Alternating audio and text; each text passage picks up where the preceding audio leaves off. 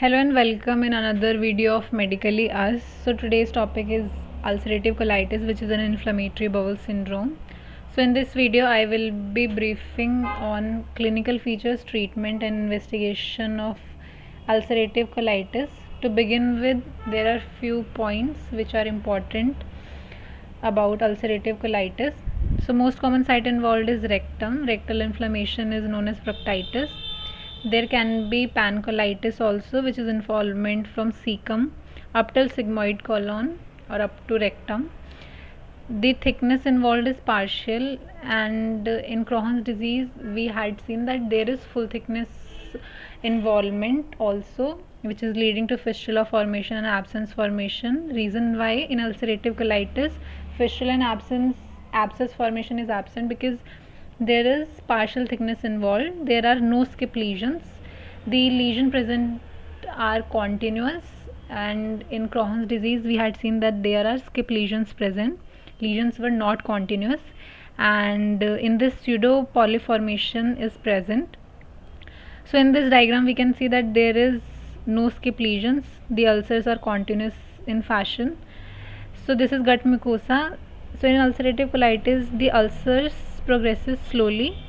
So there are some regenerative changes present in the epithelium around ulcers, which leads to pseudo polyp formation in ulcerative colitis.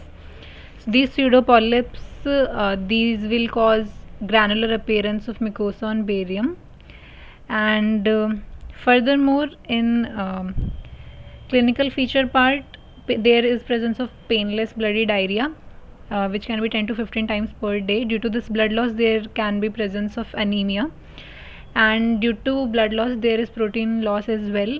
So due to hyperproteinemia, due to decreased albumin, the osmotic pressure is reduced, so there can be presence of puffy eyes and pedal edema.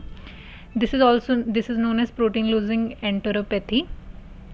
And there can also be toxic megacolon, which is more than 6 cm large bowel loop dilatation. Malignancy risk is equal in both ulcerative colitis and Crohn's disease, whereas this toxic megacolon is much common in ulcerative colitis than Crohn's disease. In workup part, PNK antibodies test can be done for screening. This fecal calprotein can be done, which is non-invasive test. It is basically a biomarker of bowel inflammation, which helps in differentiating from irritable bowel syndrome. Investigation of choice is colonoscopy plus biopsy. In biopsy, we do it for ruling out malignancy, and granulomas will be absent in biopsy. In Crohn's, granulomas were present. On X-ray, toxic megacolon can be seen, which is more than 6 cm transverse colon. On barium enema, mucosal granularity appearance is the feature. It is the earliest feature which can be seen. There is loss of haustration, which is leading to smooth walled cylindrical colon, which is known as lead pipe colon or featureless colon. We can also do enterography, CT enterography, for to identify lesions. On treatment part, the drug of choice is sulfasalazine, which is a pro-drug. In large bowel, the bacteria converts this pro-drug into active form, which is 5-amino salicylic acid. So it helps in healing ulcers there. And in acute exacerbation of ulcerative colitis, budesonide enema can be given. If still symptoms are present, then azathioprine can be given, and further infliximab can also be given to cure symptoms.